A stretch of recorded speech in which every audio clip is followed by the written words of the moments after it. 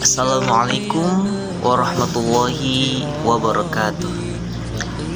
Alhamdulillah, alhamdulillahillazi arsalahu bilhuda wa dinil haqq liyudhhirahu ala dini kullihi walau karihal kafirun walau karihal munafikun walau karihal mujrimun. Asyhadu an la ilaha illallah wa asyhadu anna sayyidana Muhammadan abduhu wa rasuluh. Allahumma salli wa sallim ala sayyidina Muhammad wa ala ali sayyidina Muhammad. Hadirin rahimakumullah, dimanapun kalian berada, mudah-mudahan kita semua selalu ada dalam lindungan Allah Subhanahu wa ta'ala. Mungkin dari sebagian kita pernah berpikir bahwa yang namanya sedekah itu ialah berupa harta benda atau uang saja. Tenang saja, pemikiran semacam itu bukanlah hal yang baru lagi, sebab semasa Rasulullah SAW, para sahabat juga pernah berpikir tentang hal itu. Mereka berpikir bahwa bersedekah itu hanya berupa harta benda maupun uang saja. Kalau demikian, mungkin yang mendapatkan banyak kemuliaan itu hanyalah orang-orang kaya, sebab mereka yang memiliki harta benda yang begitu banyak untuk bersedekah. Kemudian setelah Rasulullah SAW mendengar hal itu dari para sahabat, Rasulullah SAW bersabda seperti yang sudah dijelaskan dalam salah satu hadis Arba'in, tepatnya nomor 25, menjelaskan bahwa Rasulullah SAW bersabda, an Abi Dzar, dari Abi Dzar ya, riwayatnya dari Abi Dzar, an Abi Dzar radhiyallahu an, anna nasan min ashabi Rasulullah sallallahu alaihi wasallam qalu lin nabi sallallahu alaihi wasallam, ya Rasulullah, dhahaba ahli dusur bil ujur yusalluna kama nusalli wa yasumuna kama nasum wa tasaddaquna bi fuduli amwalihim. Qala awalaysa qad ja'alallahu lakum ma yatasaddaqun inna lakum bi kulli tasbihatin sadaqah wa kulli takbiratin sadaqah wa kulli tahlilatin sadaqah wa amrin bil ma'rufin sadaqah wa nahyi an munkarin sadaqah wa fi bu'di ahadikum sadaqah. Qalu ya Rasulullah ayati ahaduna syahwatahu wa yakunu lahu fiha ajrun. Qala ara'aytum law wada'a fil haram akana la alaihi wizrun fakadzalika idza wada'a fil halal kana lahu ajrun. Dari Abi Dzar radhiyallahu an dikatakan bahwa ada sekelompok para sahabat mendatangi Rasulullah sallallahu alaihi wasallam. Mereka berkata, wahai Rasulullah, orang-orang kaya mereka pergi meninggalkan kami dengan membawa pahala. Mereka sholat sebagaimana kami sholat, mereka berpuasa sebagaimana kami berpuasa, mereka bersedekah dengan kelebihan hartanya mereka. Apa maksudnya di sini?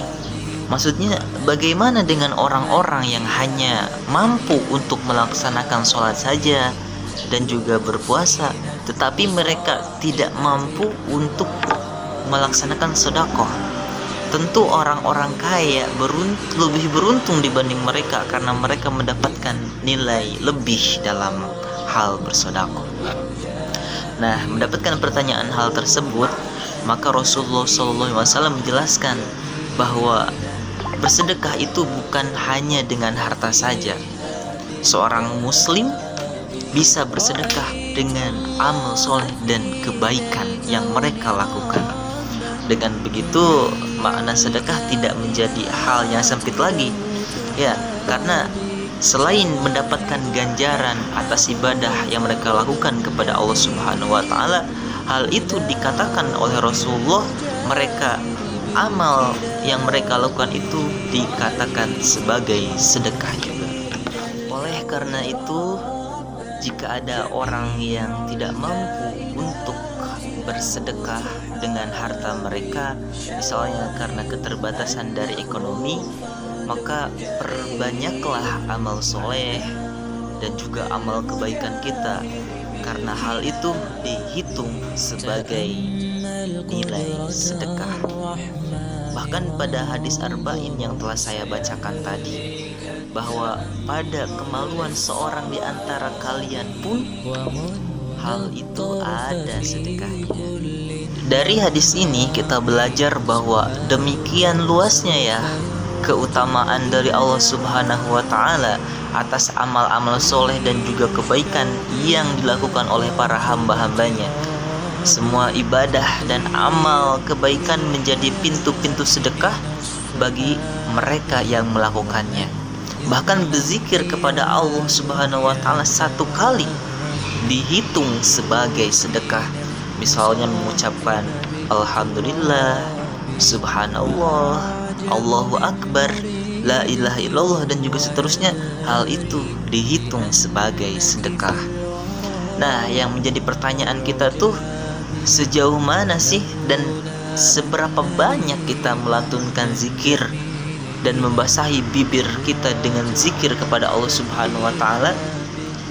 Nah, jika kita jarang, maka mulai sekarang perbanyaklah ya, karena itu bisa menjadi ladang sedekah bagi kita. Misalnya ada zikir salat, zikir petang, zikir pagi, zikir sebelum tidur, dan bahkan setiap apa-apa yang akan kita kerjakan ada doa-doa yang disunahkan yang juga di dalamnya mengandung zikir kepada Allah Subhanahu wa Ta'ala. Dari hadis ini kita dapat melihat sebuah fenomena yang menunjukkan bahwa semangat yang tinggi di kalangan para sahabat untuk beramal soleh. Tetapi yang mereka sedihkan itu orang kaya bisa melakukan amal yang mereka lakukan, tapi mereka tidak bisa mengamalkan amalan yang sulit diwujudkan bagi mereka yang terbatas secara ekonomi, yaitu sedekah ya. Padahal mereka sebenarnya amalan sedekah itu termaafkan ya jika mereka tidak mampu. Nah, dengan pernyataan sahabat dalam hadis tersebut juga membuka khazanah keilmuan umat setelah wafatnya baginda Nabi Muhammad SAW tentang makna sedekah. Namun bagi mereka yang mampu, tentu ada kewajiban-kewajiban yang harus ditunaikan. Misalnya mengeluarkan zakat dan larangan menumpuk harta untuk dimakan dan dipakai sendiri. Begitu guys. Namun perlu dicatat ya bahwa para sahabat itu bukan mengeluh karena mereka itu miskin, bukan mengeluh karena mereka tidak punya harta, tetapi mereka itu mengeluh karena sebuah amalan yang mulia yang bernama sedekah. Karena besarnya pahala sedekah, mereka juga tidak ingin ketinggalan dari pahala amalan tersebut.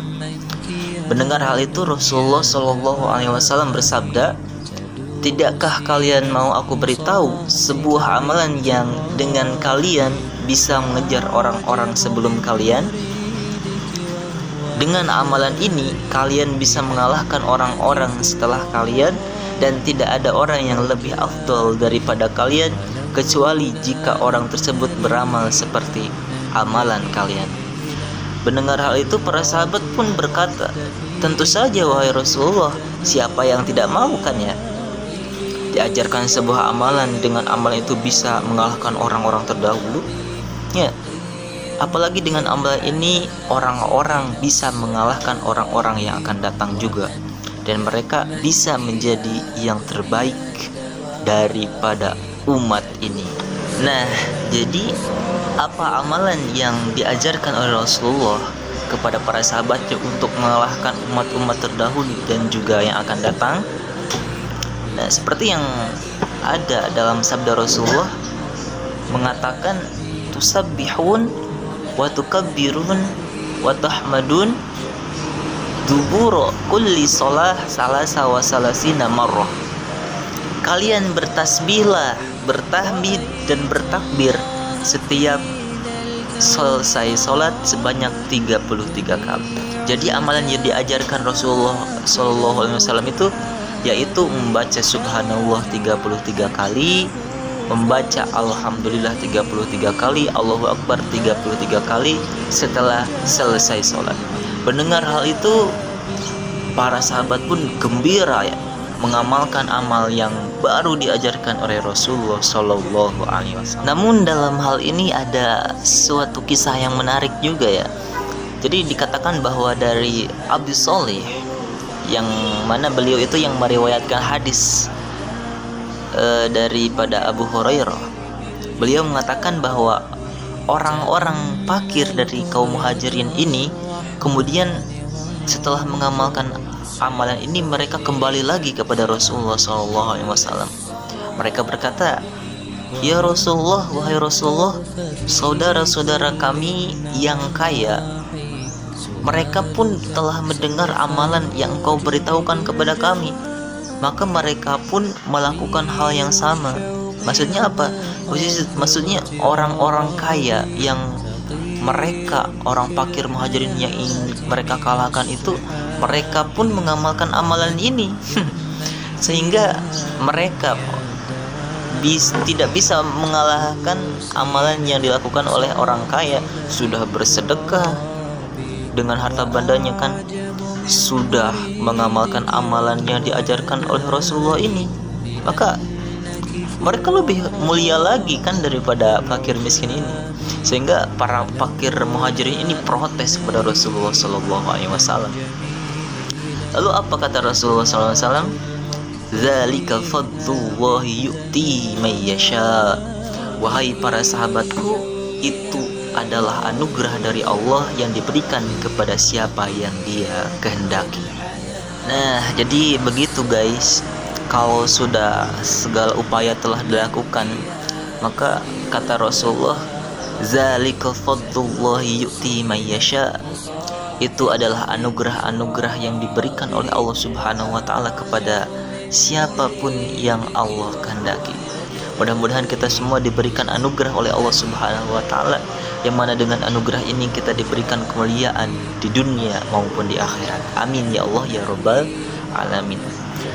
Baik, jadi dari penjelasan di atas tidak hanya menjelaskan mengenai amalan sedekah melalui amal soleh dan juga ibadah kepada Allah Subhanahu wa taala, namun juga ada pesan sabar bagi mereka yang mengalami keterbatasan, baik dari keterbatasan materi, ekonomi, tawakal, serta ridho, dan mereka juga ridho dengan pemberian dan ketentuan Allah Subhanahu wa taala.